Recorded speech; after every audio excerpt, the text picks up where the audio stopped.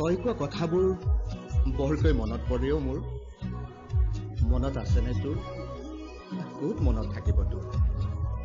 তই যে এতিয়া মোৰ পৰা বহু দূৰত। তই যে মোক সদায় কৈছিল উদ্দেশ্য সৎ হলে মিছা কথাও শ্ৰেষ্ঠ। আৰু নকওঁ হ'ব দে, ভালদৰে থাকিবি। মোৰ পৰা আঁতৰি থাকি যদি তই সুখী হৈছ তেনেকৈয়ে থাক।